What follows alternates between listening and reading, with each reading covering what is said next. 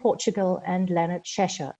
My name is Jennifer Pye. I work as a program specialist at the UNESCO International Institute for Educational Planning, and I will be moderating this first panel today.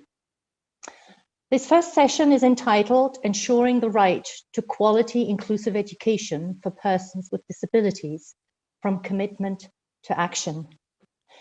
During these unprecedented times, celebrating the International Day of Persons with Disabilities takes on a particularly powerful meaning. The Sustainable Development Goals, and particularly Goal 4, with its focus on inclusion and equity, is more relevant today than ever before. Together with the United Nations Convention on the Rights of Persons with Disabilities, their clear messages on building education systems that are inclusive and equitable for all resonates ever more strongly during the global health pandemic. Together with the government of Portugal and Leonard Cheshire, UNESCO is marking the International Day of Persons with Disabilities with this virtual symposium to discuss what progress the international community is making towards achieving Sustainable Development Goal 4. During this session, we will discuss how to build more equitable and inclusive access to education for children with disabilities, featuring Portugal and Namibia's approaches. We will also listen to the perspective from the World Bank and a Disability Peoples Organization from West Africa. Panelists are invited to share their views and experiences on how to redesign existing education laws, policy frameworks, organizational design and financing systems across sectors involved in education provision. Before we start let me start with some housekeeping. The session is organized as an interactive panel discussion. Before we start with the discussion, we begin with a short recap of the high-level session that took place earlier this morning. Mrs. Julia Hayes, the symposium's official illustrator, will provide a visual snapshot of the outcomes of this session. This will be followed by an introductory presentation focusing on key messages from this year's Global Education Monitoring Report by Mrs. Anna Dadio, Senior Policy Analyst in the Global Education Monitoring Report team. In the following, each of the 4 panelists has 9 minutes to respond to a first question that addresses the theme of the panel, and 5 minutes to provide their recommendations on how we can make progress towards building more inclusive systems. During the discussions, we invite you to pose your questions in the question and answer box at the bottom of your Zoom screen. We will do our best to address as many questions as possible. Please provide your name, organization, and who the question is directed to. Interpretation is available in 3 languages, English, French, and Spanish, as well as international sign. Please click on the globe at the bottom of your Zoom screen to choose your preferred language. I would like to invite our speakers and panelists to please switch off your cameras when you are not speaking. And finally, this session will be recorded, and you can also access it via the YouTube link that we will share in the chat. Now, it is my pleasure to hand over to Julia to provide us with a snapshot from the high-level panel. Julia, the floor is yours. Thanks very much, Jennifer. I'll just share my screen with you. So, hello everybody. While you have been listening to the fascinating work that we had this morning, the session, I was also listening and capturing the content in images. My name is Julia Hayes, and some of you may have seen me illustrating the conference in Cali in Colombia the last year, and also the Disability Summit, the Global Disability Summit in 2018. So for each of the sessions, I'm going to be listening and drawing pictures to capture the content. And so you can see this morning we started with a very powerful session. We were thinking about ensuring the right to quality inclusive education for persons with disabilities and how we might accelerate that. We began with a summary of the GEM report, which told us the many different ways in which countries are managing inclusive education and the things that would support children. So saying things like, we need cooperation, we need to make sure there are consultations from the bottom up, that we're sharing expertise, that we're sharing resources. And also Manas was saying that he thought we should widen understanding of inclusion so that it incorporates all those children who are being excluded, and those children are different in each country. We've got a focus on children with disabilities today, but we know they have intersections with many different things. If you're a girl, if it is that you live in poverty, all of those things change. Who is included, who is excluded. There's been a big focus on preparing teachers, and one of the quotes was that inclusive education is not a specialist skill, it's about preparing teachers so that all teachers are able to meet the needs of children. And then we moved on to thinking about, but who are we talking about? And it was a focus on all means all, and it's who is being excluded in your country, in your context. And so there was a big focus also on data, on making sure we know who those children are.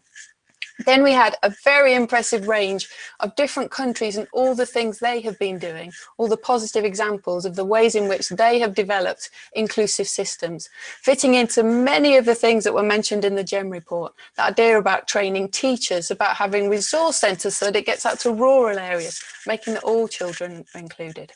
But of course, we're living through these very, very strange times with the pandemic. And so at the bottom there, I've got my right to education, bashing out the idea about COVID, getting COVID out the way. And even there, we had some ideas about targeting the digital divide, making sure we look at children's emotional well-being and making sure they have health resources.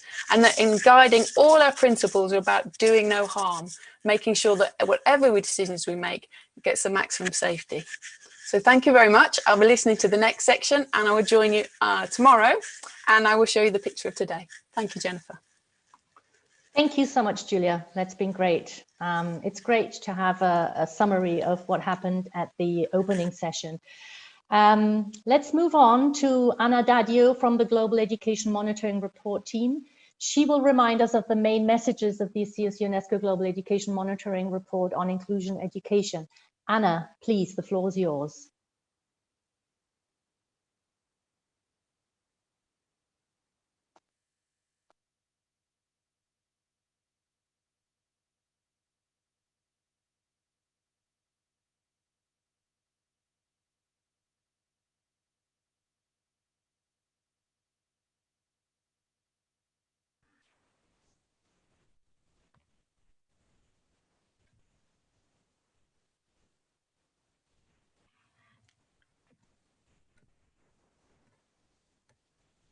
Sorry, a small technical problem, of course.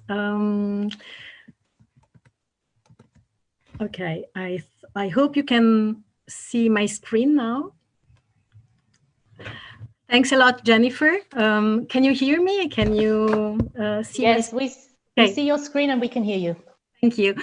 Sorry. I'm really delighted to be with you. So before starting, I would like to thank UNESCO and the co-host of this very important virtual symposium.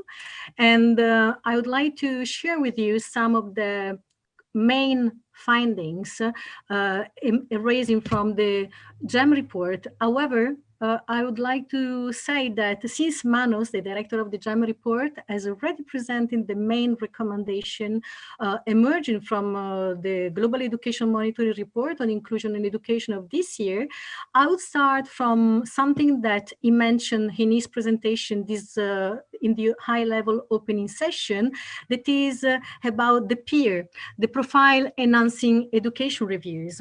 We have launched the peer at the same time with the Global Education Monitoring Report in June 2020. And these are really a complement to the Global Education Monitoring Report. It is a tool that is meant to foster peer learning and policy dialogue between countries. And so when we launched it, the topic was, and it is still, on inclusion in education. We have prepared 160 country profiles on laws and policies for inclusion, and 30 of these profiles have been validated by countries. And in practice, this is really something that is meant to fulfill our mandate to monitor national strategies and policies and legislation to achieve SDG 4. And you can see at the bottom right of the screen the address of the profile Enhancing Education Review, so you can really go there and look at it. As Manos was saying this morning, one of the main recommendations of the Global Education Monitoring Report of this year, and something that is really valid for all countries, is that the need of widen the understanding of inclusive education and include all, to make really all means all a reality. And this means include all learners and all people, regardless of identity, background, or ability. However, in preparing the Global Education Monitoring Report, we have realized that this is really not as it seems in reality. Not all countries reflect this idea or this ideal in their legislation and policies. Just a little bit more of 2/3 of countries that we have surveyed and reviewed have a definition of inclusive education. And very often, in these countries with a definition of inclusive education, the definition covers multiple marginalized groups. All the countries that we have reviewed refer to people or learners with disabilities, but really less often countries in their legislations refer much less often to other groups that are at risk of exclusion, like with respect to gender, to ethnic minorities, to linguistic groups, or gender. So there is really this need to reflect this understanding of inclusive education more in legislation and policy frameworks, and even to go beyond some of conflicting issues that exist in countries. Like, for example, in many countries that use the terms of inclusive education, they have also terms referring to special education needs, narrowing down to people with disabilities. So there is still a way to go to have laws and policies reflecting the idea that we have moved from the model of disabilities that think about inclusive education with reference to people with disabilities, to inclusive education for all means all. And so based on the profiles, on these country profiles, we have mapped the qualitative information that we have collected in these profiles, and we have tried to see, we have really attempted to give a map of what's going on in terms of legislations and policies in the different countries. And very often, what we have realized is that laws tend to target specific groups at risk of exclusion in education rather than targeting all learners. First of all, as it has already been said, about 10% of all countries that we have reviewed mention inclusive education in their education laws. And there are huge differences across regions and across countries in the extent to which this happens in reality, for example. And we also see that, as I was saying, the reference in this legislation is often to specific group at risk of exclusion. 79% of countries have laws, for example, for which education ministries are responsible and promoting the inclusion of persons with disabilities. However, in 40% of countries, disability law also regulates inclusion in education. And this is important with reference with one of the recommendations we have in our JAM report of this year is coordination, not only across different levels, but across ministries. Because in some cases, the fact that different ministries are regulating the issue of inclusion in education with different groups end up with different ways of specifying the way people are educated. And 60% of countries reviewed have laws geared towards inclusion of linguistic minorities and 50% towards gender. And the percentage are different when we take into account the responsibility of education ministries and other ministries at the same time. While we see that in taking this global approach and this sector approach, putting together the different sectors, Ministry of Education are more often responsible when there is the issue of linguistic minorities. Now, another thing that we have done, looking at this different profile of inclusion, we have tried to see how much the legislation provide for education in inclusive setting or in separated setting or in combination, so using twin track approaches. And the conclusion is really still alarming, because legislation in 25% of countries provide for learners with disability to be educated separately in special schools, and less in 1 in 5 countries, in 17% of countries to be precise, there is a provision to educate learners with disabilities in inclusive setting. While about half of countries, the laws provide for a combination of segregation and mainstreaming. And most often, the segregation is foreseen for people with extreme disabilities. What we have also observed is that education policies vary in their emphasis of inclusion, but it is more the case that education policies provide for education for learners with disabilities to be delivered in inclusive setting more often than in legislation. And just in some 5% of countries, policies provide for learners with disabilities to be educated separately in special schools. While, for example, we saw that with legislation, it was 25%. And again, half of countries combine segregation and mainstreaming in their education policy for people with disabilities. So this means already that there are differences across in the extent to which legislation or policies provide for inclusion in education for this particular group that I was talking about. And so this is something that is also very important to take into consideration, and that some countries use policies rather than legislation to foster the agenda on inclusion.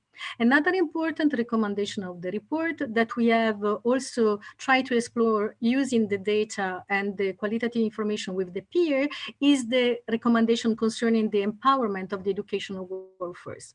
And in fact, as the GEM report suggests and highlights, some 25% of teachers in 48 countries reported a high need for training on teaching students with special needs.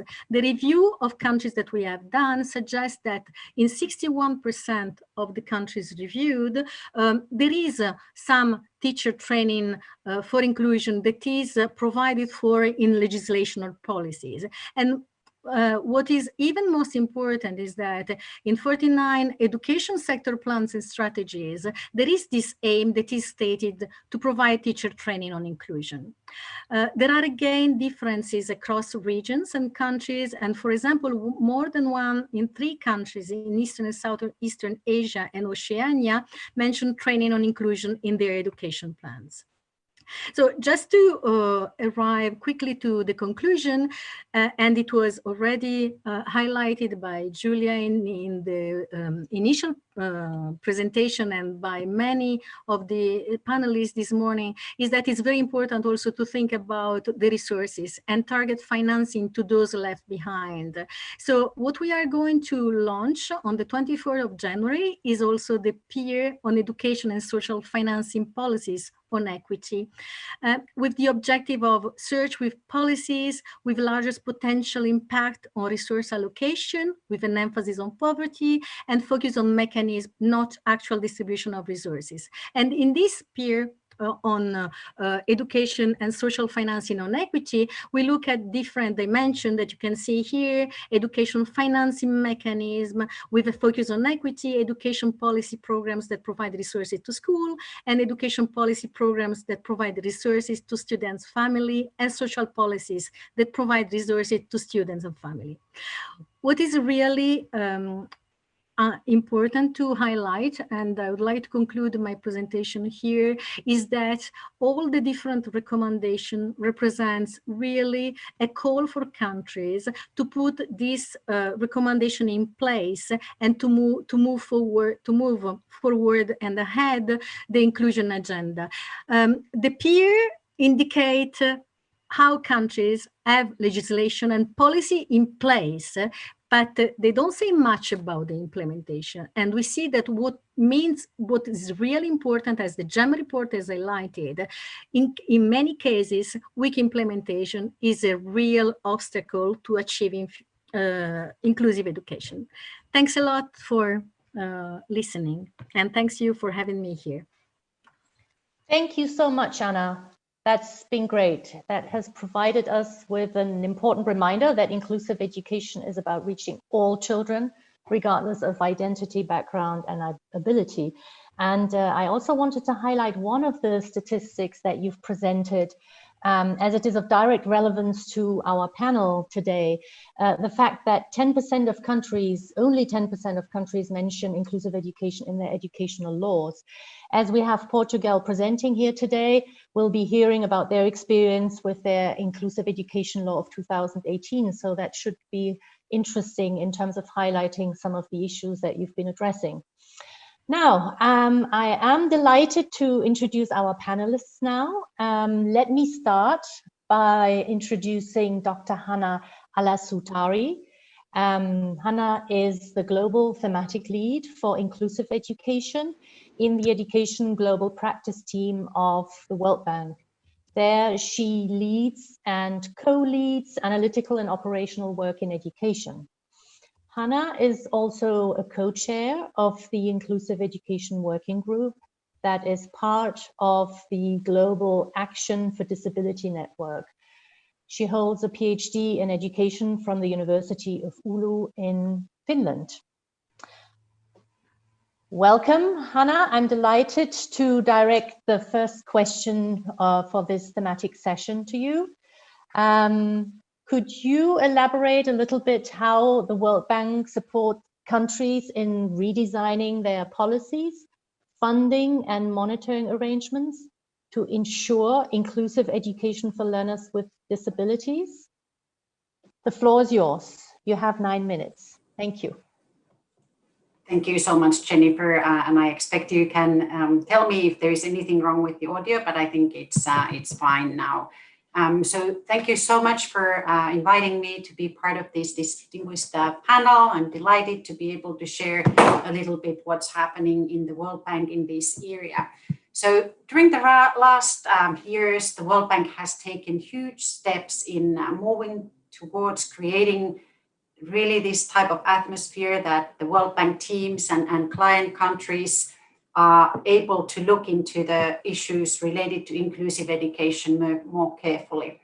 We have environmental and social framework in place, and this really requires borrower, client, a partner country to take into account when considering really issues related to disability, when they conduct the social assessment, and also when education sector projects and programs are planned. This is something that happens in collaboration with education and social specialists. And then there are good practice notes as well as directives for the staff. So it is something that we have to do, especially in investment project financing part that our teams often work with. There is other funding mechanisms. There is also grants that World Bank implements, but it's important that once it is a mandatory thing as an approach, and when there is a framework, it really allows teams to concentrate in looking how can they make their education projects and programs more inclusive. We also have a disability inclusion and accountability framework in place, which is the work of our disability inclusion team in the World Bank. And it really sets a roadmap for all sectors to think of how to mainstream disability inclusion. And when we look at the education sector, we currently have our renewed strategy and approach, which includes 5 pillars. And the guidance very much that all of these 5 pillars have to be part of the reform.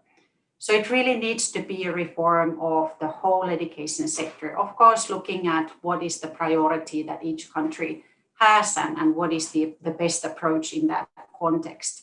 So those 5 pillars are learners and home environment, looking at the early years, teachers, learning resources, instruction included in addition to material, and then safe and inclusive schools and school leaders. We have 2 cross-cutting thematic areas, which are educational technology and educational finance. I want to point out that, of course, inclusive education, inclusion and equity must also be a cross-cutting theme.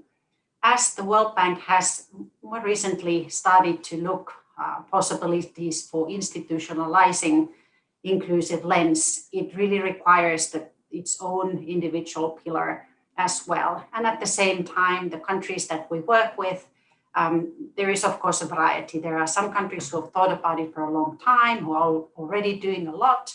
And then there are others who are starting to think that. So that's why it really has its own pillar. It also has safety together with inclusion, and there is a framework within the education approach. So to support this disability inclusion, as a global lead for inclusive education, I of course acknowledge in my work the broader inclusion, as Anna was mentioning, the way the GEM report also conceptualizes inclusive education. So we have work going on in different thematic areas. Disability inclusion is one of those areas where really specific approach is needed. And that's why we've actually very recently developed a guidance note for criteria for disability inclusion in investment project financing. So it is really a guidance note for teams and partner countries to look at how they can utilize already learned lessons elsewhere, best practices within their planning. So this guidance note is recommended to be used together with Inclusive Education Resource Guide, which I think already Jennifer there shared in the chat.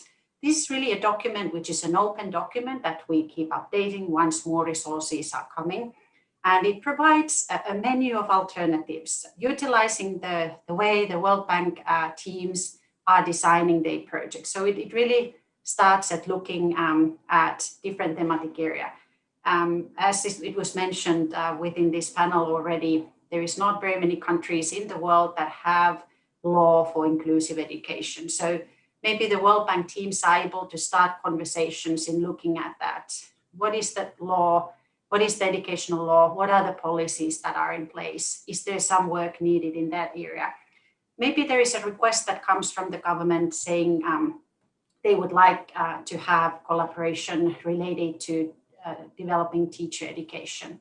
So our teams could go to the resource guide and start looking at, okay, if I'm thinking of teacher education, how can I consider of taking a twin track approach? If I'm working with pre-service education, is there something that all teachers could be learning about inclusive education? What if it is in-service teacher training?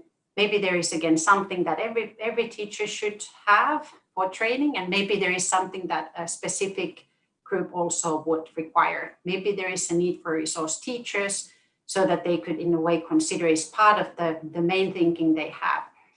The criteria includes 4 different areas. We encourage the teams to go through the stakeholder engagement, which is already part of the environmental and social framework, which I mentioned about before.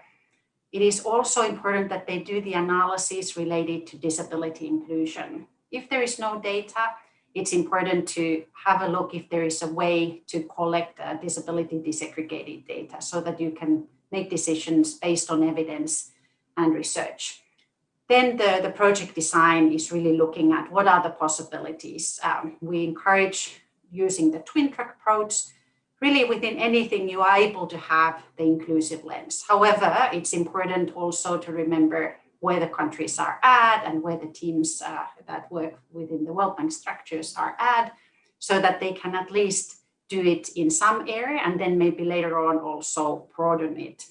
And at the same time, we do encourage of looking at those specific needs. Maybe there is some specific training need. Maybe there are some assistive devices that need to be procured in order to support learners to be part of the inclusive setting. We also encourage that the work would really utilize the principles of universal design for learning. And then in addition to those three that I already mentioned, monitoring and reporting is part of it. So it's important that the whole program planning would really go with this type of helicopter perspective, or making sure that you make the situation analysis recent. So when our teams go to the country and might not have worked in this area before, they really need to see who are the actors that are already working with the government, who can they partner, who can they learn from, and then also join the forces. It's already mentioned here that it's so important that the collaboration within the area of inclusive education happens, so that nobody is working in silo. And then also the World Bank teams could really look at what are the gaps. Our projects usually are for 5 years. It's important also to look at the longer period of time within the country. So we do encourage the teams to look for the 10-year, 15 or 20-year plan that the countries might be having. I know I'm almost through the time, but I'm going to quickly mention two ways we have also been able to use two country examples very briefly. We have trust funds in the World Bank as well that are very specific, focused funding that can also help broader programs to implement inclusive education. Some years back, Moldova was able to utilize the PHRD funding, which they were able to use for municipalities to enter for a competition of strategic plans. They were then selecting the best 20 municipalities who had a strategic plan, including disability inclusion. And then rehabilitation and training for teachers and school leaders, as well as for the community, was organized. So this type of very pilot, small scale focused approach really allowed the country to consider that how can inclusive education, disability inclusion be also part of the broader project that they were then preparing after this trust fund was active. So at the moment, there is an ongoing project going there happening in Moldova where these experiences were used. The trust fund initiative also helped the communities to be more aware. There was fundraising activities happening. Also, the community theater really brought issues within the rural communities on the table. In addition, in the end, I'm just mentioning that because of similar trust fund collaboration in Rwanda, there was actually a move ahead for signing Marrakesh Treaty, which now allows for any digital material to be accessible also for learners with disabilities. So I think this type of focused approach can help us also to go more in scale. I think that's the challenge that we have within the process of supporting longer term sustainable inclusive education, disability inclusive education in different countries. Let me stop there. Over to you, Jennifer. Thank you very much, Hannah. This was a very rich contribution and I think provided us with some concrete examples of how the World Bank is attributing more and more importance to the issue of inclusive education, which is great. Now, we're moving from that perspective of an international organization, we're moving down to the country level with our next panelist. Let me introduce Dr. David Rodrigues. He joins us from Portugal. Dr. Rodriguez is president of the NGO Pro Inclusão, I hope I pronounced that correctly, and editor of the journal Inclusive Education. He has a large international experience in projects dealing with human rights and inclusion. David published 32 books and multiple specialized articles. In 2017, he received the Distinguished International Leadership Award from the Council for Exceptional Children in the USA. And since June 2015, he has been a National Counselor for Education. David obtained his doctorate from the University of Lisbon. Now, Portugal has made notable strides in making its education system more inclusive in the broadest of senses, as we learned earlier from Ana Dadio. I'm therefore delighted to have him join our panel and to share with us how the law decree of 2018 on inclusive education will continue to affect policy and practice in Portugal. We invite him now to provide us with some concrete examples. David, the floor is yours. Okay.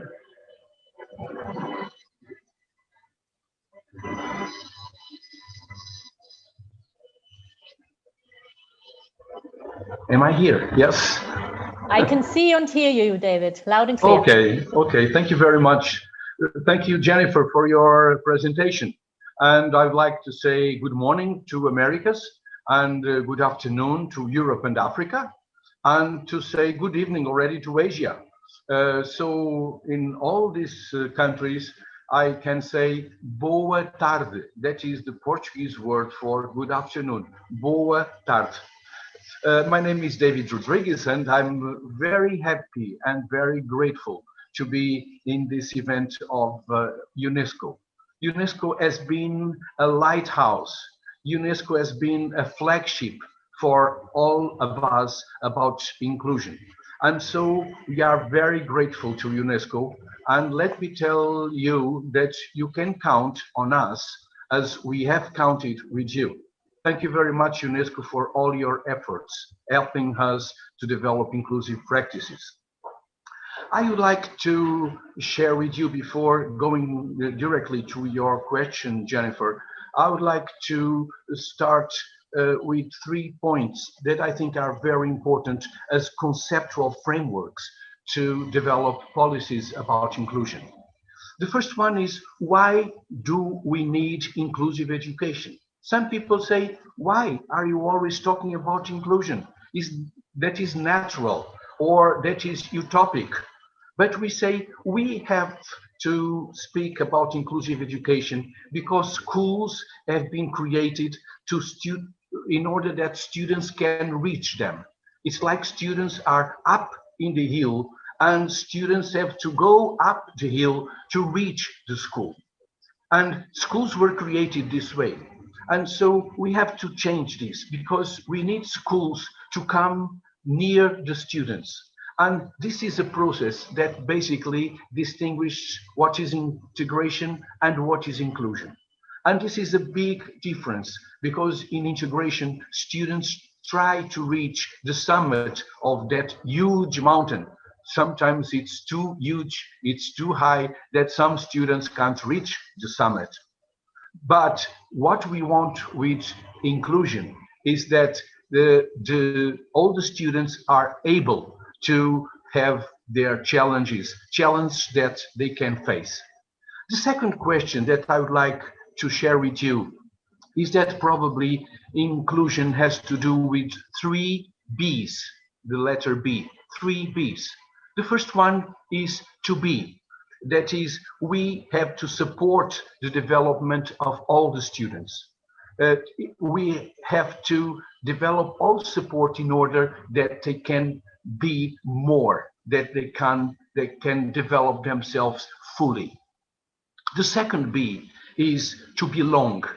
We need that all the students belong to a community, belong to a school.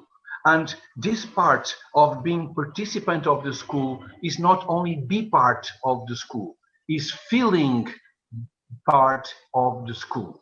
And this feeling of being part of school is essential, not only for students, but also for teachers, only for families. I mean, when we talk about schools and we talk about a community, that means that everybody feels they are part of this community. And the third B would be to become. And to become means that education has to drive students to autonomy, to independent living, and have to help the students to be more, to wish more about their lives and about their pathways. And so these are very important starting points to talk about inclusion. Going directly to your question, Jennifer, in Portugal, as it was said before, 98 of students with disabilities are in regular schools. This is a huge number, and they are supported by 7,500 teachers of special education. Those teachers of special education are part of the resources of the school to help to differentiate the curriculum, to contact families, to have direct intervention with students, to make all the tasks that the school needs support to be inclusive. One important thing in Portugal is what we have done with special schools. A lot of people think it's difficult to close special schools. No doubt it would be a loss of competence and some resources. So we changed those special schools into resource centers for inclusion. And those resource centers for inclusion support students with disabilities in the regular schools. I mean, it's not the students that go to resource centers, are the resource centers that come to school to support students. We have this law in 2018. This law, probably I would stress 3 points. The first one is that all school works for inclusion. We don't have teachers of inclusion. All teachers are teachers of inclusive education. All teachers are teachers of inclusive education. You may ask, what do special education teachers do? What do they do? Special education teachers. They help the inclusive education teachers. So all the school is inclusive. We don't have students of inclusion or teachers of inclusion. We don't have 2 schools, one regular and one special. All the school is an inclusive school with students and teachers that work together to the same objectives. The second part is that we are not focused in deficiency. I mean, not in diagnosis.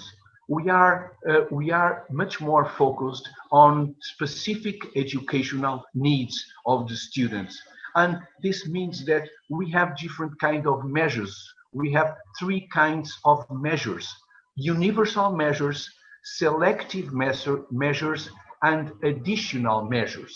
That is, regarding the difficulties, the kind of difficulties that student can present, we have different measures that can support his development.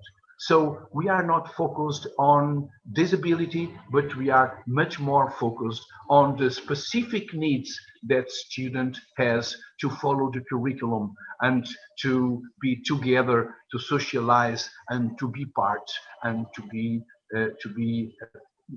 a part of the school. The third question about our law, 2018 law, is that we have multidisciplinary teams of support education. In all schools, we have a team with a multidisciplinary team, sometimes with therapists or with psychologists, with teachers, mostly with teachers. School is mostly with teachers. And we have this team that is responsible for coordinating all the efforts, all supports, all the resources in order that the school can answer in a positive way to all the difficulties of the students. So in a very short way, this would be the third point of our 2018 law. I would like to finish with this point. All means all. Sometimes we need to ask what part of all you didn't understand. What part of all you didn't understand?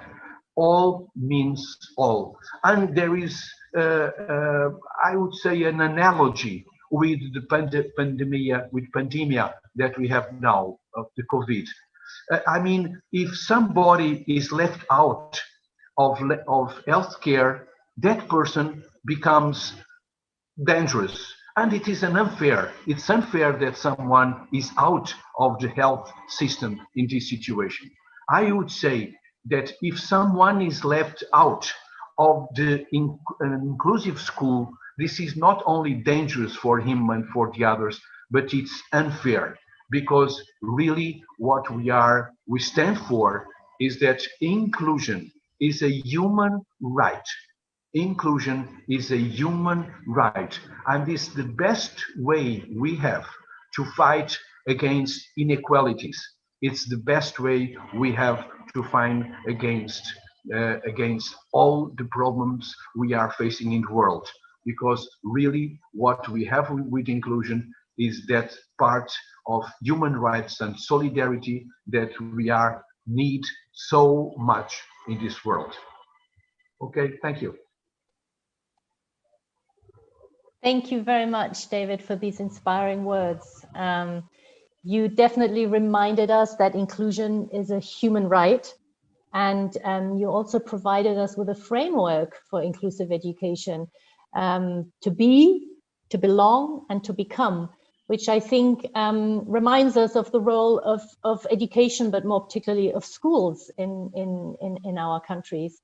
And more importantly, of teachers and what we are expecting teachers to do within an inclusive school environment. So thank you for that. I will now turn to our panelist, Mamadou Manou Oumarou. Donc, je passe en français maintenant. So now I'm going to speak in French. Yes, our next panelist is connecting from Niger. Mr. Mamadou is an advisor to the president of the West African Federation of Associations of People with Disabilities. He's also the focal point for inclusive education.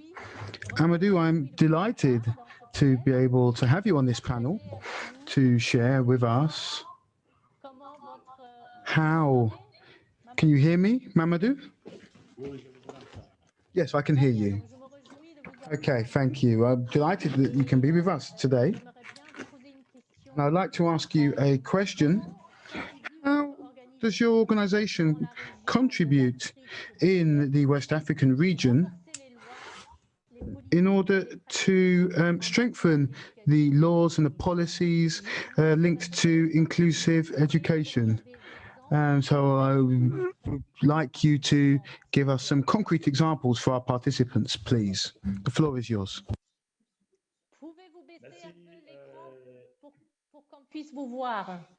Can you put on your camera so that we can, or can you move in line, in the line of sight of the camera so that we can see you?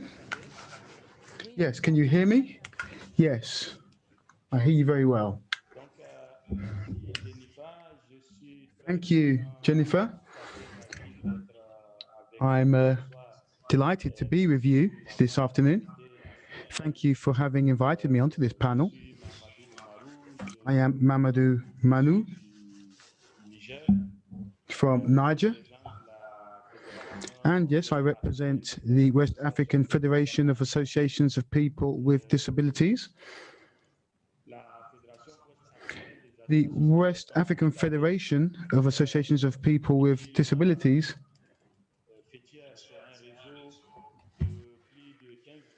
is a network of 15 national associations, and we work in 15 countries in West Africa. We also work in partnership with many partners, for example, Handicap International, and SAhel, FARI, CDM, the International Disabilities Alliance, and everything that we do is always in consultation with the partners that I just mentioned. In West Africa, we are working to develop policies focusing on education in Africa, and this stemming from the Convention on the Rights of Persons with Disabilities. And we want to make sure that all of our countries, well, almost all of the countries in our region have ratified this convention, and we're also working towards the completion of the SDGs in our region. So it is with this in view that we have set up a certain number of projects which have helped us to influence the policies, education policies in a certain number of countries. This is the case, for example, of a project that we are setting up alongside SAhel and Handicap International. It's a project which is called Education for the SAhel, and it focuses on Mali, Burkina Faso, and Niger. Now, as part of this project, we have lobbied different national governments to make sure that inclusive education is taken into account, and that is how that persons with disabilities are able to actually participate in the development of these policies, for example, in Mali. And this policy now takes into account the needs of persons with disabilities. And also in Burkina Faso, there is now a policy that has been put in place focusing specifically on inclusive education. In Niger, we also have a law which is in conformity with the Convention for the Rights of Persons with Disabilities. And so all of this really meets the expectations of this convention, which mentions inclusive education. So this is how the West African Federation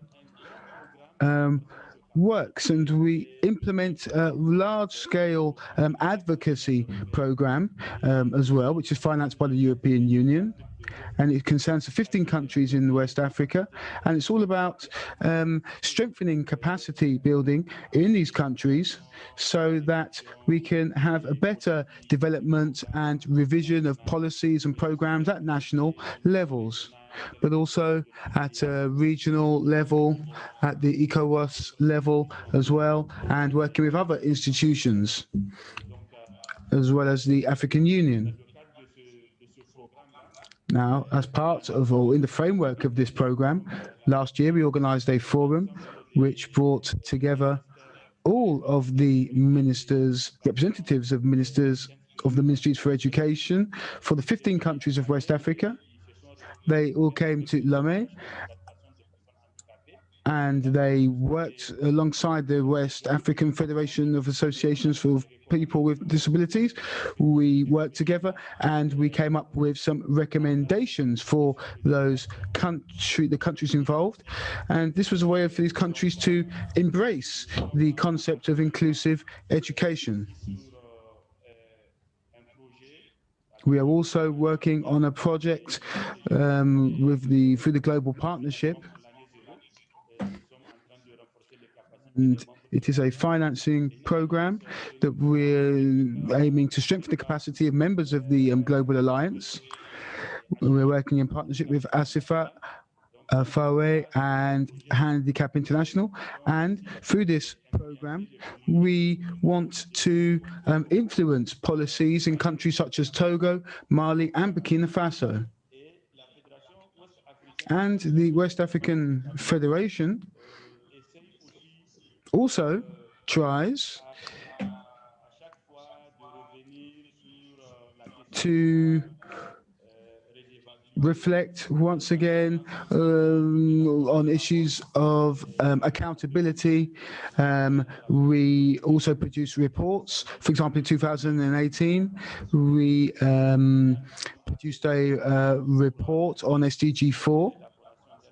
And we are also in the process of producing another report focusing on this particular goal.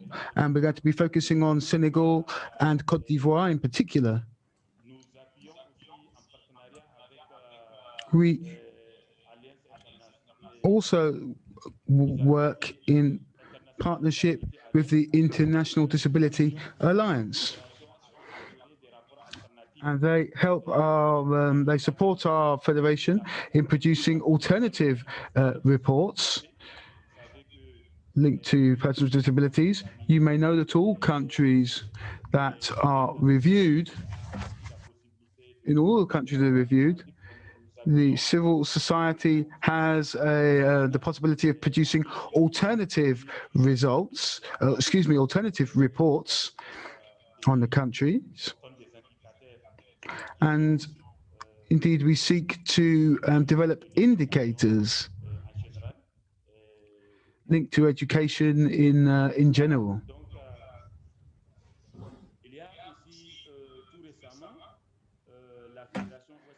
Now, there is also our participation in the African Forum for Persons with Disabilities, and we carried out a major advocacy project in 2019.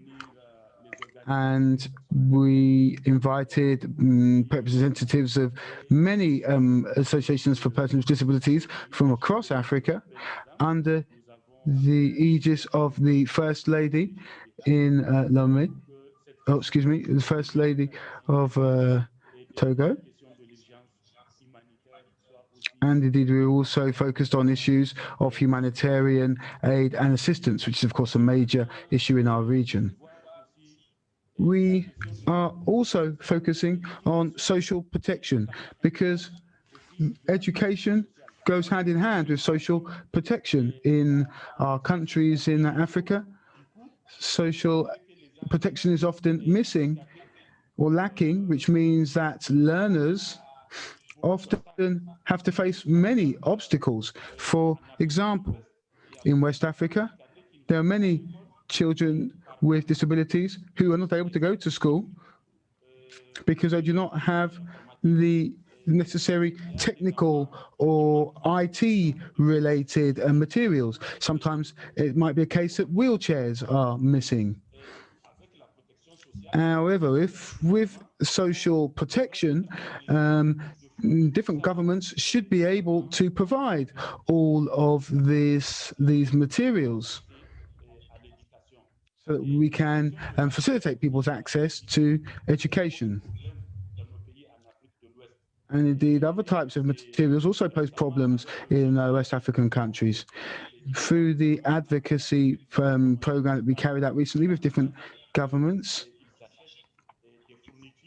we tried to encourage them to make sure that they invest in certain materials for children with disabilities in the same way that they invest, for example, in stationery and other types of equipment that is needed for children to study. So it was also okay. So as I said, we tried to lobby these governments to make sure that they would include children with disabilities when it comes to acquiring stationary provisions and other types of materials. So I could continue with more examples, but in general, things are progressing well. Of course, we also have to take into account the COVID-19 crisis, which has led, of course, to many countries imposing restrictions.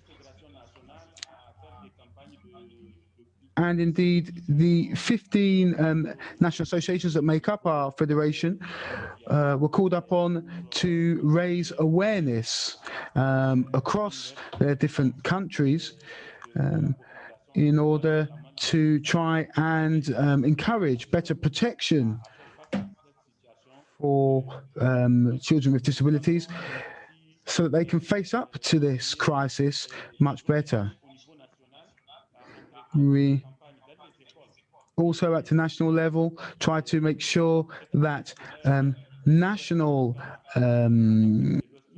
the national education level actions were taken, because of course with children returning to school slowly but surely, we have tried to encourage schools to continue raising awareness and speaking about these issues. And indeed, this allows us not only to strengthen the capacities of our different operators on the ground, but also to take into account the specific needs of people on the ground in these different countries. Thank you, Jennifer. Thank you, Mamadou, for this testimony. I would say that in general, the outlook is encouraging, and you really highlighted the growing capacity of associations helping persons with disabilities in West Africa. You spoke about the partnerships between the different actors in the region and different sectors, not only with the education sector, but also the social sector. For example, your contribution to social protection, which is very important. It's important these two sectors work hand in hand, and of course your role as organizations focusing on disability is to really shed light on all of these different issues. So thank you very much. Switch to English now. We're going to move to Namibia. Mrs. Leopoldine Nakashole is Deputy Director of Special Programs and Schools at the Ministry of Education in Namibia. In that position, she is responsible for special needs education. Before moving to this position, she served as a teacher, a monitoring and evaluation officer, and a senior and chief policy analyst. Leopoldine holds a master's degree in business administration, an honors degree in monitoring and evaluation, an honors degree in inclusive education, and 2 bachelor's degrees. Namibia adopted a sector policy on inclusive education in 2014. Let me provide you with a quote from the introduction of that document. The policy is considered an important medium for attaining accessible, equitable, and sound education for all through efficiency, democracy, and solid advocacy for lifelong learning. It is an expression of Namibia's rejection of the belief that all barriers to learning are intrinsic to the individual child. In 2017, the government decided to assess this sector policy. So today, Leopoldine will share with us the significance of this policy for inclusive education in the country and how the ministry is addressing the findings from this assessment done in 2017, also with a particular focus on resource allocation for inclusive education. Leopoldine, the floor is yours.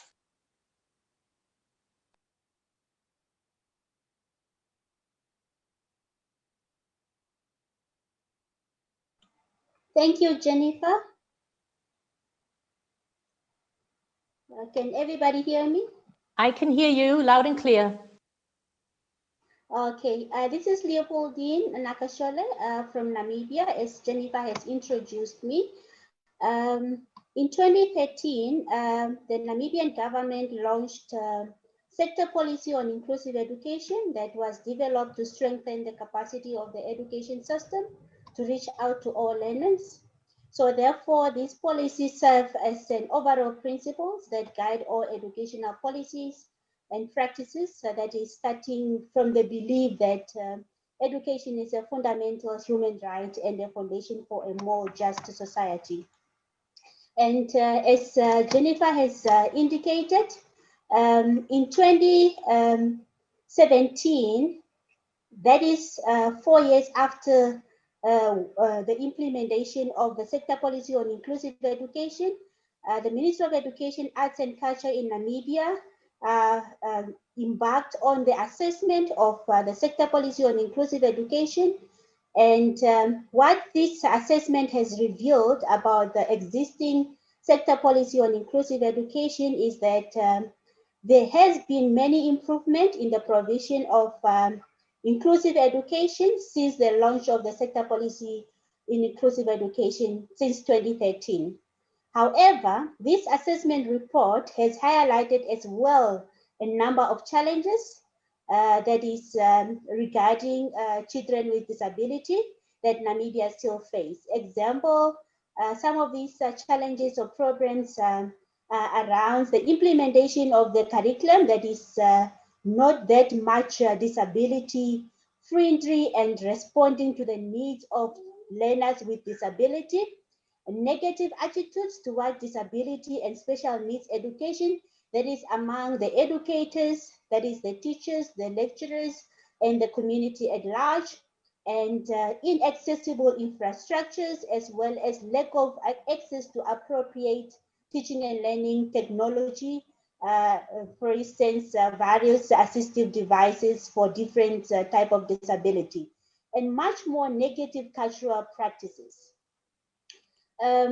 What has been some of the challenges in implementing the findings of this assessment is that the main challenge that we find to date in implementing the recommendation that was recommended by this assessment on the sector policy on inclusive education is the budgetary constraint. That is to address inaccessible infrastructures, to reform the curriculum, to respond to children with disability, advocacy campaigns to change the attitudinal challenges, attitudes among educators, parents, and learners, and lack of teachers' capacity. Educators in Namibia's lack capacity to handle, first of all, to identify learners with disability in the classrooms, and then to handle them as well in the classroom, as well as specialists to assess these learners.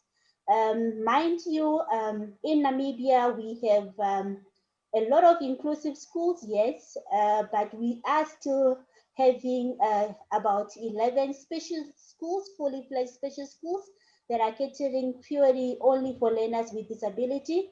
And that is what we are trying now to reform, to make these special schools resource schools that will then be having all equipments and then also having well-capacitated teachers to reach out to mainstreams. It's what we want to move to a stage where other countries are, like Portugal, where they are now, as they have presented.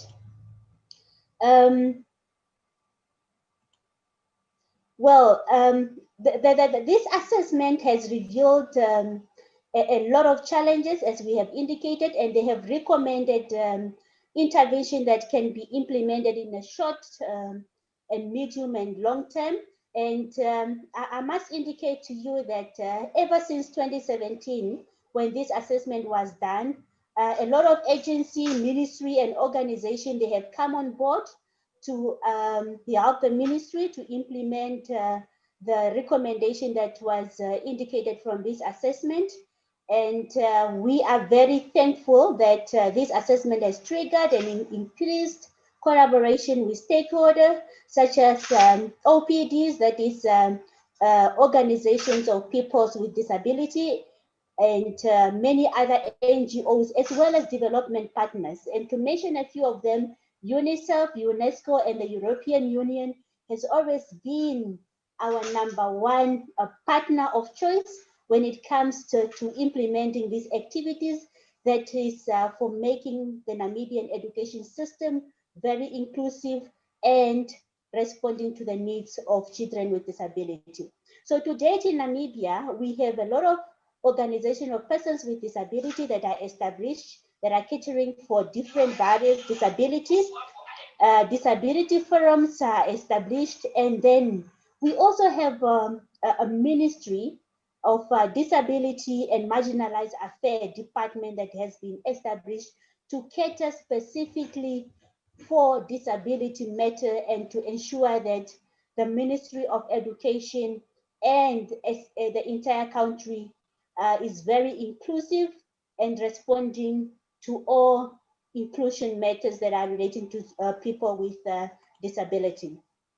Well, ever since the sector policy on inclusive education was launched and this assessment has been done on this policy, there has been a review of the budget that is allocated to the Ministry of Education, not only to the Ministry of Education, but to all agencies that are catering for children with disability.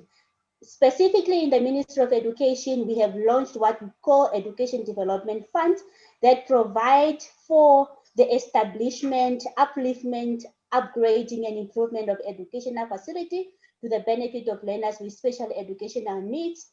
And this fund is also there to expand the assistance and aid, including bursaries to learners with special educational needs to be enrolled at any school or institution of higher learning. And this fund is also there to expand and improve, upgrade, and uplift the educational programs for socioeconomic disadvantaged learners, and this as well includes learners with special educational needs. Well, there are a number of concrete recommendations for Namibia to implement in order to make an education system more disability friendly, as indicated in the sector policy on inclusive education and the assessment that was done on this policy, plus many other educational review that Namibia has done, and as well as implementing the objective for the different convention that Namibia has ratified that are embracing diversity, that is regarding inclusion and disability at all levels. So these recommendations are that we as Namibians, we need to raise awareness on the UN Convention on the Right of Persons with Disability. We need to advocate for a meaningful participation from all organizations of persons with disability. And the number one main recommendation for Namibia is that, and we are busy implementing that, we are trying by all means to make the medium-term expenditure framework indicator disability friendly. That is incorporating disability indicator from in the MTF, that is the medium-term expenditure framework. That is the framework that the Ministry of Finance used to allocate funding to different ministry, agency, and organization. That is also involving all the organizations of persons with disability in decision-making process, especially during the medium-term expenditure framework consultations. And we are also in the process of creating an inclusive education sector strategic plan to ensure that all the activities, the initiatives that the Ministry of Education plus other line ministries are embarking on, they are responding to this inclusive education sector strategic plans. And we are also promoting evidence-based and informed planning and promoting as well as compliance to the UN Convention on the Right of Persons with Disability. And when it comes to addressing issues that are related to inadequate and inaccessible infrastructure, we are collaborating with higher education institutions to strengthen pre-service inclusive curriculum and to develop relationships with schools and communities to ensure that a clear path is created from primary to secondary and until tertiary, so these children with disability are able to move through, not only to end somewhere in between, but the survival rate should carry on from primary till secondary and till tertiary institutions. We are also ensuring that provision of teaching and learning materials, especially the assistive technology, are provided, and the teachers are capacitated on how to use this assistive technology to make education much more accessible and to ensure that children with disability are assisted as much as possible, and provide provision of ongoing mentoring and peer training. When it comes to the challenge of data, Namibia has embarked on the process of strengthening the capacity for data system to ensure that the collection of holistic data that mainstream disability on regular basis is ensured, and this is in relation with the Namibia Statistic Agency, and then the promotion of interoperability of administrative data system, especially for ensuring that data is harmonized from the ECD level, that is early childhood development, throughout primary, secondary, and tertiary, and also considering other line ministry like the Ministry of Health and the Ministry of Home Affairs. Well, when it comes to negative attitudes and towards disability, the recommendation for Namibia is that we are busy and we need to raise awareness on disability as a human right and social issues. We need to involve all organizations of persons with disability, parents, teachers, religious, and traditional leaders and individuals with disability in advocacy and communication messages towards changing perceptions towards people with disability, which is, we believe in Namibia that if there is any negative attitude, it's a negative attitude towards people with disability. That is the one that is preventing most of the programs to achieve its objective. And then as well, to make this UN Convention on the Right of Persons with Disability that Namibia has ratified popular, known by everyone, and it must also be integrated in all national policies on disability. Well, in Namibia, we know our learners for their ability, not for their disability. That is why ever since we had a conference in 2011 on education, we have then gone back to embrace two streams in our education system, that is the academic stream and the vocational stream. We know that learners with disabilities are very much visual spatial in using their hands. They are very technical. So to date, we have 17 schools that have introduced basic pre-vocational skill course for learners with disability. And this is where the learners are recognized for their ability, not for their disability. And with that, I would like to end my presentation here. Thank you, Jennifer. Thank you very much, Leopoldine, for this very detailed presentation on Namibia's reform efforts. I think it's revealing how important it is to regularly assess existing policies. So the assessment of 2017 seems to have triggered an awful amount of reform in Namibia's approach to inclusive education.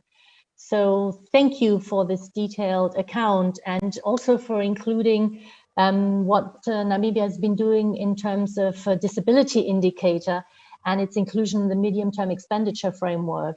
I was also interested to hear that the education sector plan will become increasingly disability inclusive, and that you're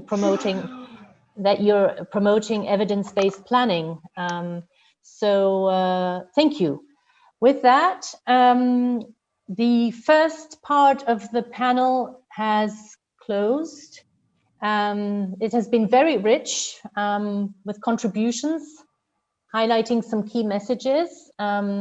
No doubt the examples from Portugal and Namibia demonstrate that inclusive education needs to be viewed as a process that requires regular review, monitoring, and evaluation of existing policy and legal frameworks based on a clear national vision for an inclusive education system that I believe both Namibia and Portugal have expressed within the presentations by David and Leopoldine.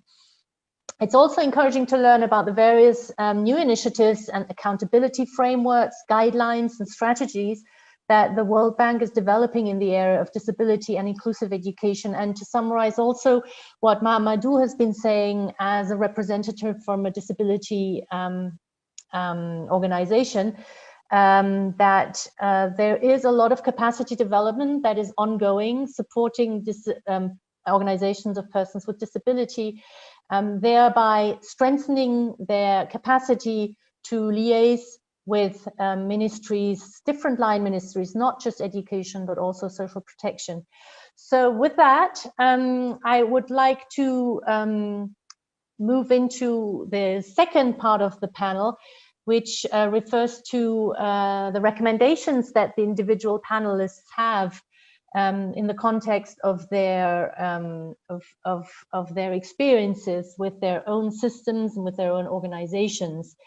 Each panelist will have an opportunity from his or her vantage point to provide concrete recommendations on how governments can move from commitments to actions, to quote the focus of this panel.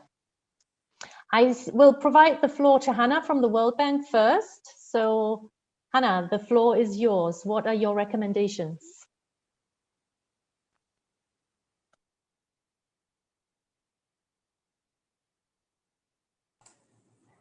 Thanks, Jennifer. If the host can allow me to start my video, I'll do that. Okay, now I can do that. Perfect. All right, thank you so much, Jennifer. And thank you everybody for very interesting and as Jennifer said, rich contributions. I'll emphasize perhaps some similar issues, what Jennifer, you already summarized here, and go in a little bit more details within the 5 minutes that I have. So I would really recommend, and I'm thinking of whole, multilateral organization as World Bank and perhaps others as well. And at the same time, the countries that we work with. I think we cannot emphasize enough the importance of the whole government approach.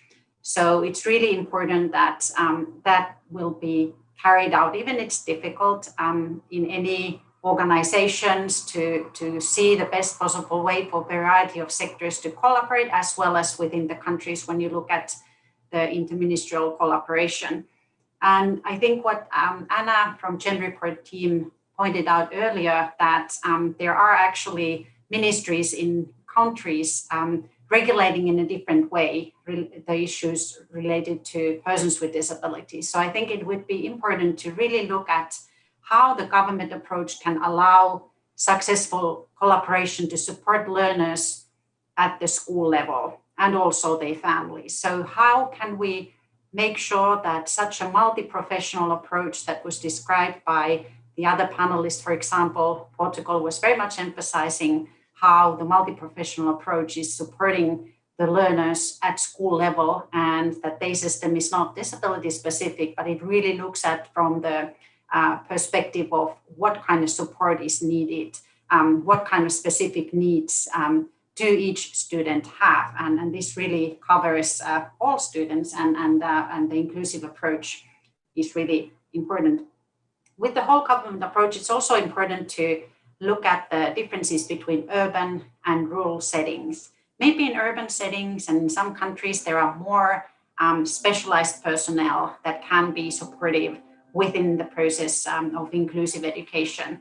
However, there is also a lot of interesting and successful grassroots work. So community volunteering, the kind of work that we have ongoing by civil society organizations, also with organizations of persons with disabilities, would be really important to look at. Then as a second recommendation, I repeat what Jennifer also talked about, which other panelists have also mentioned, that it's really a process. It must be a phased approach suitable for that context. And there are countries that have moved from segregated system to an inclusive one, maybe too fast.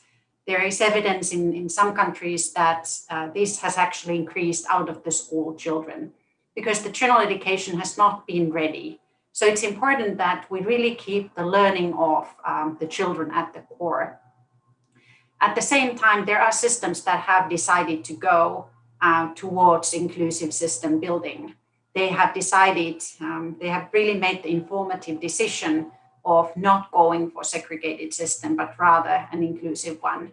I think New Brunswick in Canada is one of the examples, and there are many more. I think many countries don't have such a segregated system built, so the possibilities also are there.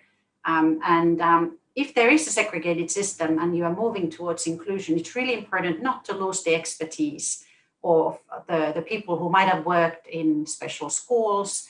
However, the mind shift is important, and how to do that with the help of community leaders and also decision makers in a different level. I think we heard also an example in West Africa how regional forums and approaches are very helpful, because it really needs to have not only the national engagement, but also regional one together with the global one.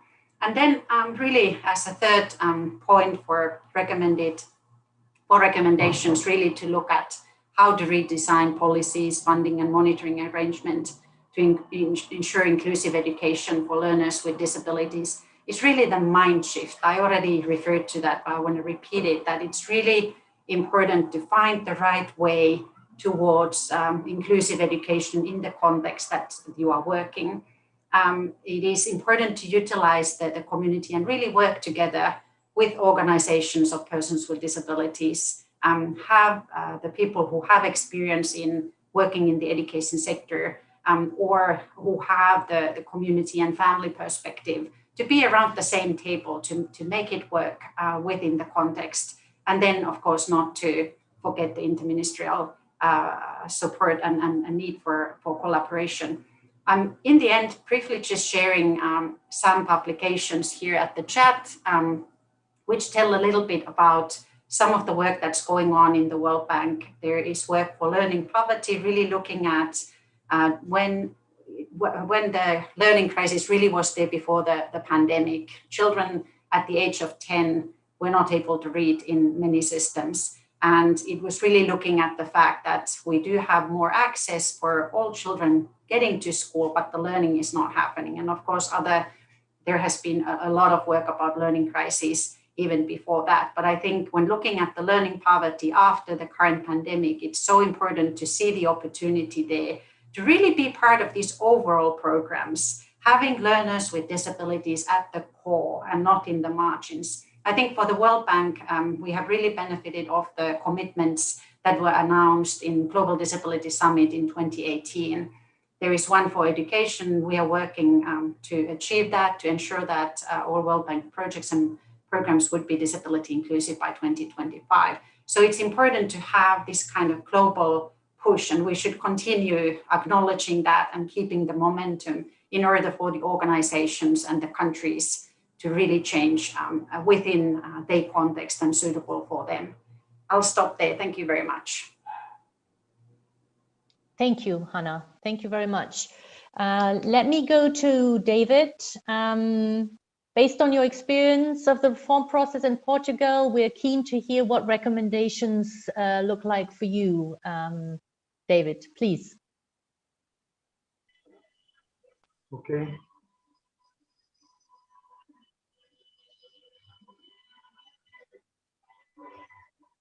Here I am. Okay. Before I start, let me tell you how valuable are the contributions that are in the chat. So many materials and documents. It's wonderful, and I hope that everybody later can have access to all these documents and all these resources. It's wonderful. I would follow the model of Hannah of 3. It's a good model. I would go through 3 recommendations. I'd say that the first one is about support teachers. Support teachers. A lot of teachers want to develop inclusive practices, but they don't know how.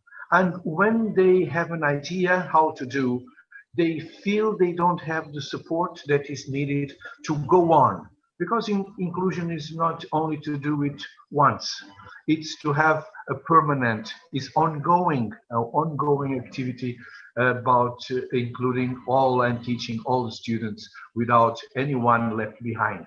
And so we need to support teachers. And in a way, we have to water teachers in a way that they feel that they are able, they feel confident. It's not possible to learn without confidence.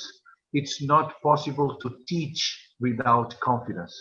And so we have to support teachers. How can we support teachers? First of all, with a good in-service education, no doubt. In my country, and I think in a lot of countries, teachers can't progress in their career if they don't follow an in-service education. And this is very important that all teachers can have this in-service education. But the support of teachers have to be developed inside the school too. And you have to have possibilities that teacher can exchange experiences. They can interact with each other in order of their professional development. No one progresses only by the years they have about their practice. We progress by reflection.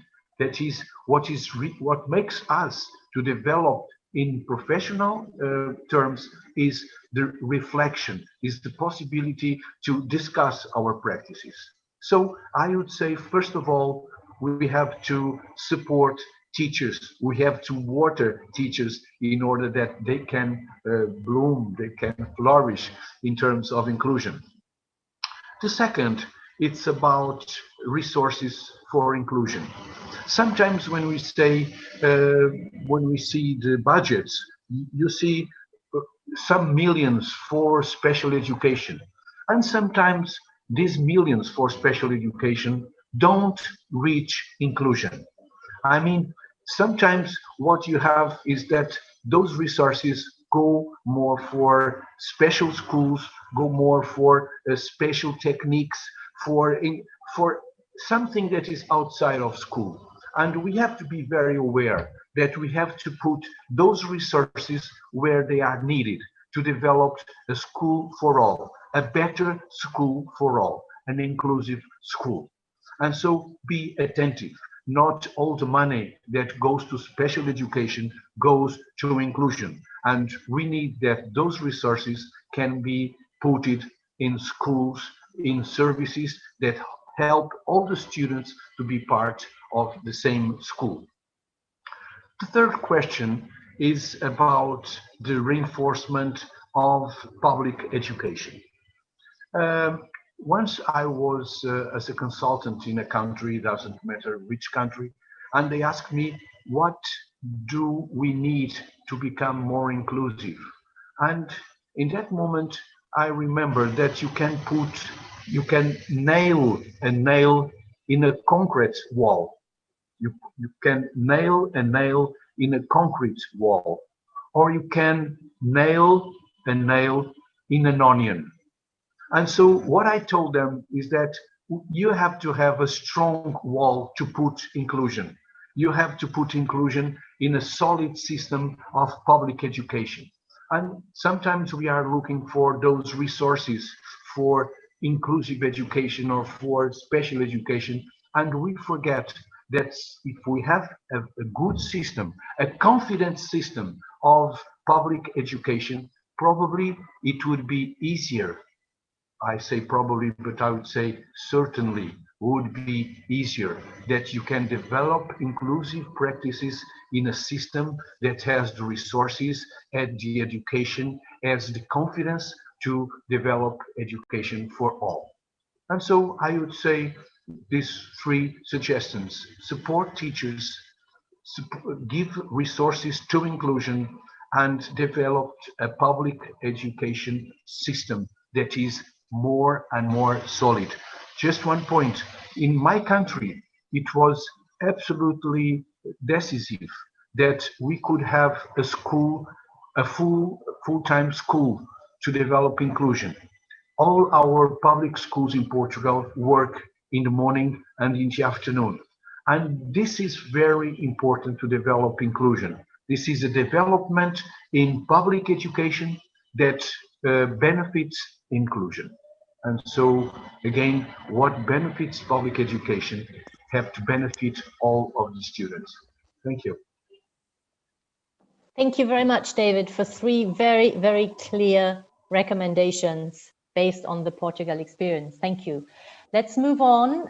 Je vais continuer en français. So now I'll switch to French because Mamadou, as a spokesperson for learners with disabilities in the West African Federation for Disabled Organizations, just wondering, could you please share with us your perspectives on what recommendations would lead to more inclusive education in West Africa and beyond? Thank you. Can you hear me? Yes, we can hear you loud and clear. Thank you. Thank you again.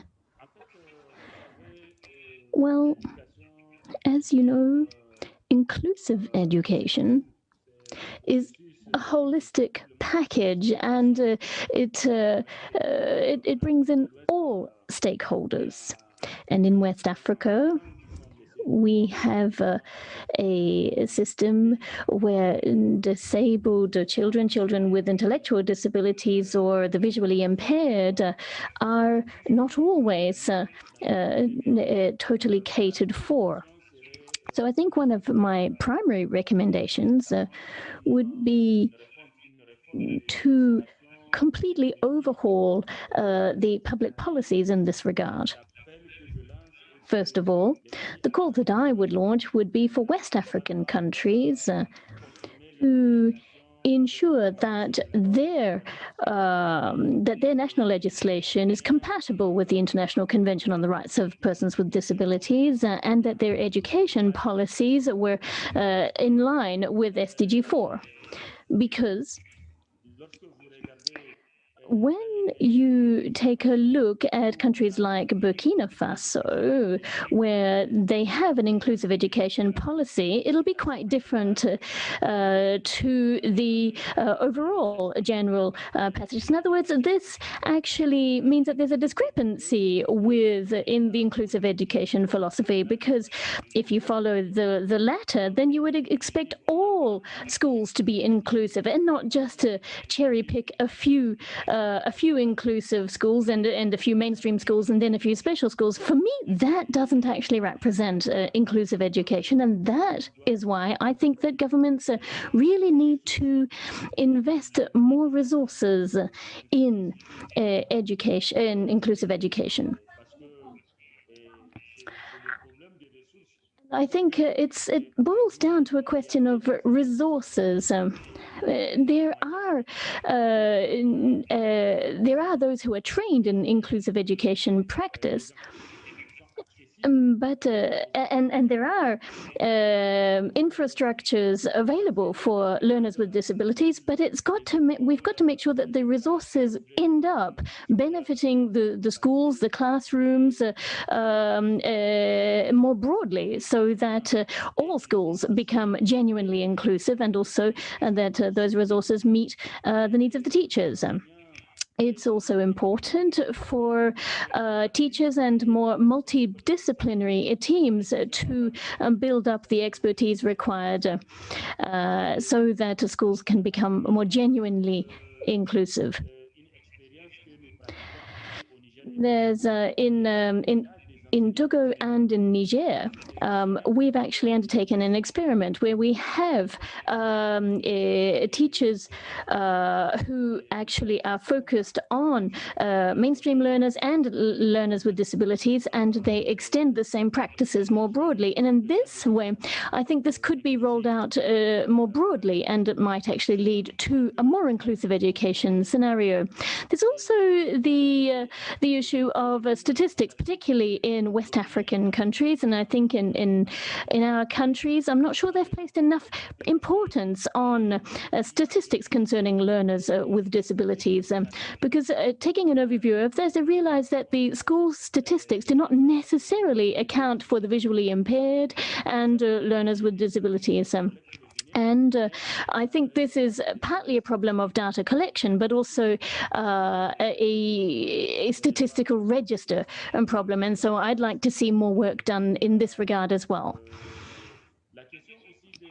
There is also the issue of the curricula.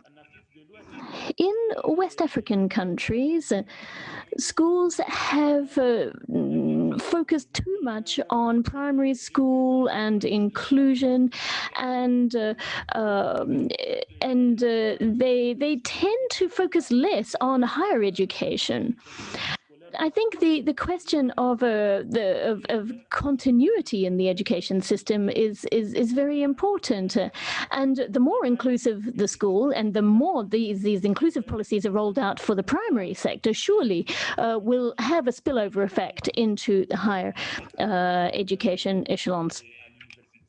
And particularly, you would see better results at the university level if this were done. So those are some of the recommendations that I could make. I'd like to thank you for giving me the floor, and also wanted to thank you, Jennifer, for having invited me to take part, and for the opportunity that you've given me to discuss inclusive education in West Africa. Thank you. Thank you very much, Mamadou. Thank you for that detailed contribution. Now I shall move on straight away because we are running out of time. Leopoldine, I invite you to share your thoughts. Leopoldine, the floor is yours.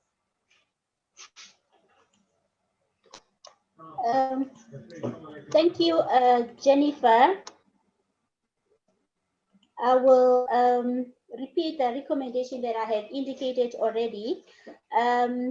Well, looking at all the presenters' inputs, from Namibia perspective, disability-friendly budget is the #1 recommendation, because that will be a door to all other recommendation, because without budget provision, then we will not be able to ensure all the other recommendations. So with adequate budgetary provision, we'll be able to promote accessibility at all levels, that is accessibility in terms of infrastructures or communication, that is with the provision of assistive technology, and then also to smoothen the teaching and learning in the classroom.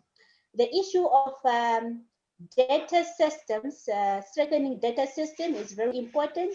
That is to collect data that is disaggregated by different disability. The issue of strengthening teachers and all educators' capacity, that is to identify and handle children with disability, is so very important, and that we can also not do without adequate budgetary provisions. Strengthen the specialist system to assist learners. It's also one of the recommendations, and then as well as addressing the negative attitude towards disability at all levels. Well, the curriculum that is disability friendly is also one of the recommendations from the Namibia side.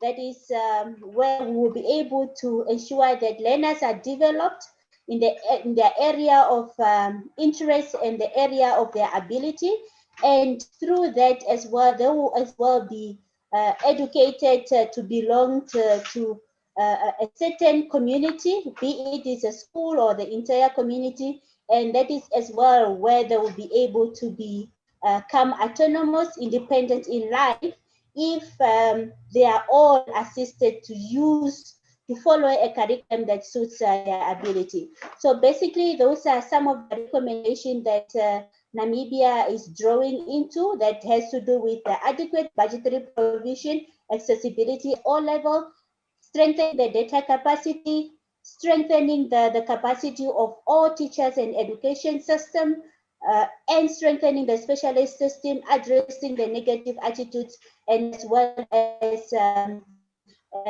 curriculum that is disability friendly. Thank you, Jennifer. Thank you very much, Leopoldine, for reminding us of the recommendations of Namibia.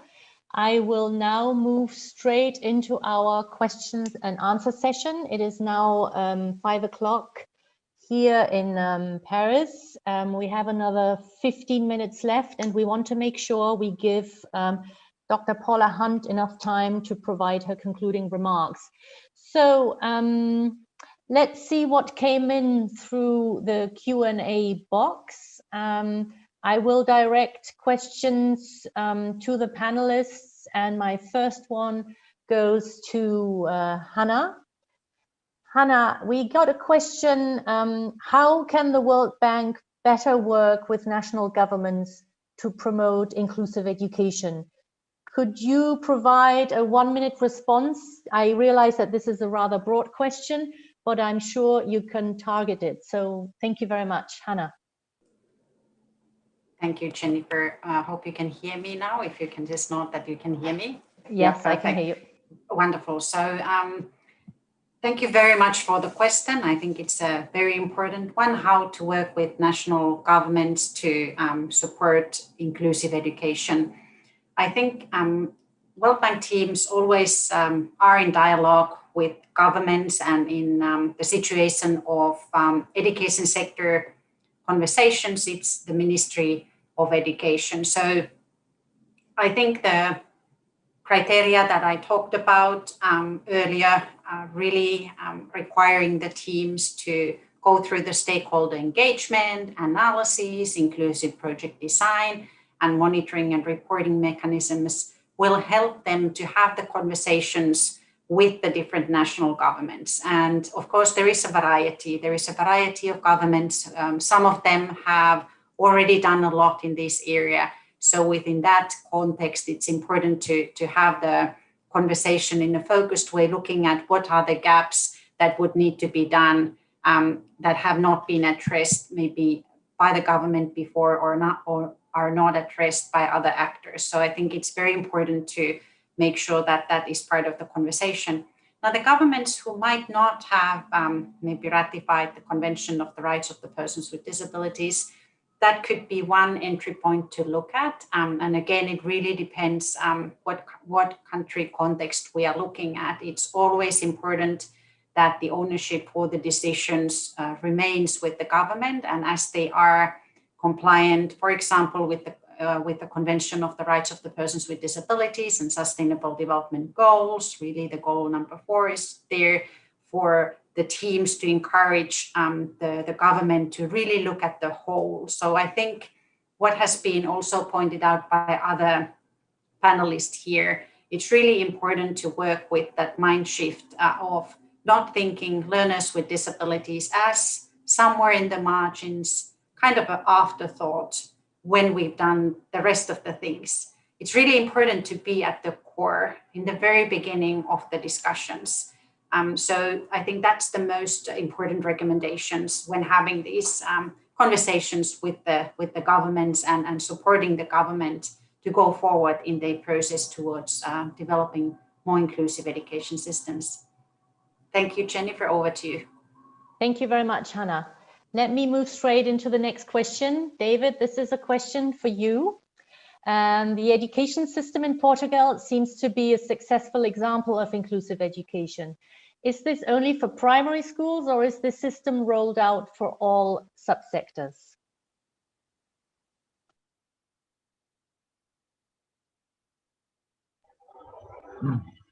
Hello. I would say, to start with, that we don't live in a paradise. We have a lot of problems here. I mean, we try to develop inclusive education, sometimes in very hard fields. And because a lot of people, a lot of schools are very conservative. Sometimes families are very conservative about inclusive education, and so we are not living in the paradise. We are just trying to get there, and sometimes some days it's better than others. So, but anyway, I would say that we have been doing for almost 50 years efforts that lead us today in a situation that we can already start to see how things should be arranged. In Portugal, we have school for till 18 years old, compulsory school till 18 years old, 12 years of compulsory education. And the system of inclusive education is a system for all the compulsory education. Then we have a different system for universities. So it doesn't matter if you are in preschool or if you are in basic education or in secondary education, all the system of inclusion works throughout all this educational system.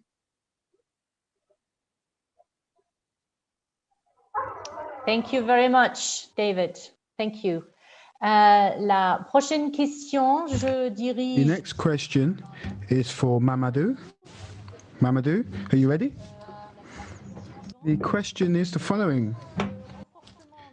Beyond strengthening the policy frameworks, what other mechanisms can we put in place to raise awareness amongst the public? That's for you, Mamadou.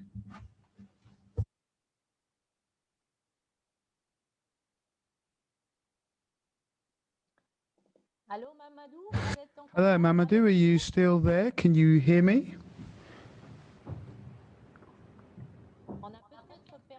Maybe we have lost Mamadou. Oh no, he's here. I'm sorry, excuse me, I did not hear you. It's no problem at all, Mamadou. I will repeat my question. I'll repeat my question for you. Beyond strengthening the policy framework, what other kinds of mechanisms can we put in place to raise awareness amongst the public? Right.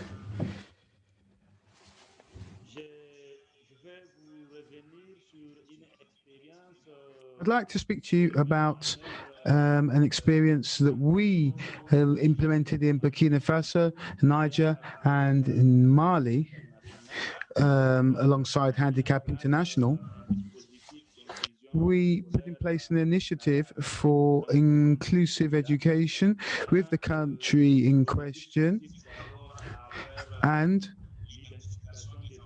first, we had to identify the school-age children with disabilities. Then, secondly, we raised awareness amongst the parents, and then the teachers, and then those with the main stakeholders within the community. And also the central minister and the technical services. So there are several different stakeholders that can be targeted. Now, also the organizations that work for persons with disabilities, all of these different stakeholders that are involved in the school in some way are targeted by us, and we raise awareness to them. Our awareness is tailor-made to each group. For example, we're involved in teacher training, but also working with other stakeholders. For example, those who are perhaps working in terms of providing resources. And so at the different national management levels, we have focal points, and they work at their level trying to raise awareness with the various stakeholders at the different levels regarding inclusive education. Thank you, Mamadou. So we are going to close the Q&A session because we only have 7 minutes left. I'm going to close the question and answer session now, as we now 7 minutes left, and I would like to hand over the mic to Mrs. Paula Hunt to provide the concluding remarks. Mrs. Hunt is a senior technical consultant on inclusive education and part of the Catalyst for Inclusive Education global team, and has been an expert consultant on inclusive education with UNICEF since 2011. Paula, the floor is yours. Thank you so much, Jennifer. I appreciate everyone's contribution today. It was wonderful to listen to so many different opinions. I am going to start my concluding remarks by stating the obvious, which is the fact that we have been talking about the need to make inclusive education an issue for all. After all, the GEM report title is All Means All. And yet we spent almost 2 hours talking almost exclusively about children with disabilities. So no wonder inclusive education is a bit confusing for people who are not very familiar with the subject. In addition, we have talked about children with disabilities within this conversation as if they were a homogeneous group, and we tend to forget that each child is a very, very different individual. And so what works in one place doesn't work in another. What works with one child does not work with another. I also would like to point out that even though we spoke about, the panelists spoke about inclusive education in a very optimistic way, they all had a rather different understanding of what inclusive education is. So I would like to take advantage of these last few minutes to speak about what I think inclusive education is not about. I believe that inclusive education is not about specialisms, and I think that the case of Portugal shows exactly that. Inclusive education is about giving each student and each child what they need, which is, in many, many cases, nothing special, just good teaching. And I would like to point out that the new inclusive education law in Portugal does not mention the word children with disabilities or special education in its entire text. I would also like to point out that there is no evidence about the quality of education in segregated settings. What that means is that when sometimes we hear the argument that inclusive education has failed this student or that parents will prefer to have students in segregated settings or in special schools as opposed to inclusive schools, the reality is that there is no evidence to show us that. There are perceptions, and perceptions are not the same as evidence. We have little to no studies about the quality of education that is provided in special schools to students with disabilities. What we do have is evidence that children that leave special schools are less likely to live independently, are less likely to have a successful job, and are less likely to be able to sustain a meaningful participation in society. Therefore, I think that we don't really have evidence of the failure of inclusive education. What we do have is evidence of the failure of integration, very often disguised as inclusion. All means all does not mean anything for as long as 25% of the laws of the world allow for children with disabilities to be educated in segregated settings, much less if we do not know what actually happens in those segregated settings. Weak implementation is the most obvious obstacle to inclusive education. However, as Anna reminded us in the very first panel, when only 10% of the countries have an explicit inclusive education policy in their legislation, it's no wonder that implementation doesn't work, because implementation does not happen unless you actually have legislative guidance for that. I am also very happy to know that, and that David finished his recommendations by saying that Portugal is not paradise. People, when they hear me talking about the education system in Portugal, they also think that I am talking about utopia. But utopia does not exist when you have teacher strikes, and utopia does not exist when you still have 2% of children with disabilities not in the education system.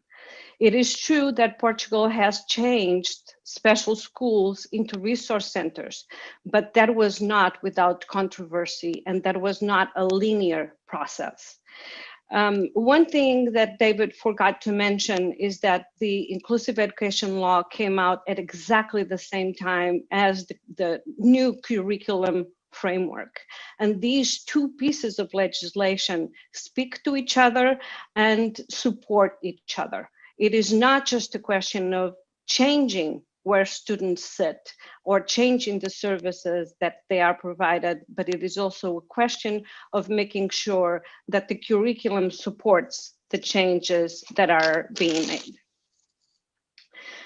Lastly, I would like to say just a few words about the common understanding or misunderstanding about the normative framework on inclusive education, specifically the general comment number 4. For all people to be able to advocate for inclusive education means that we all have to understand inclusive education in the same way, and not inclusive education as an interpretation of something other than what the general comment says. I would like to finish here. Thank you so much for the opportunity to join you this afternoon. It was a pleasure to be with all of you. Thank you very much, Paula, for these very pertinent comments. I think they summarized very effectively what this panel has been about. For me, it remains to say thank you. Thank you very much for everybody who's been involved in putting this panel together. And that includes a lot of people that you have not seen on this screen today, notably the technical staff, but also the focal point for inclusive education at UNESCO, Florence Mijan. So a big thank you to her for collaborating and coordinating all of this work. So please stay safe, and I hope to see you soon at the next thematic session that is coming up on Friday, I believe. Thank you very much to everybody. Bye bye, bonne soirée, et merci beaucoup à tout le monde. Thank you.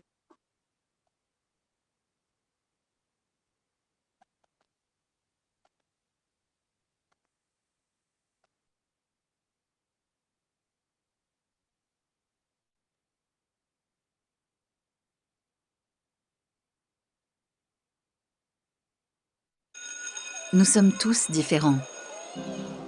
Le rapport mondial de suivi sur l'éducation 2020 sur l'inclusion et l'éducation estime que l'éducation est plus forte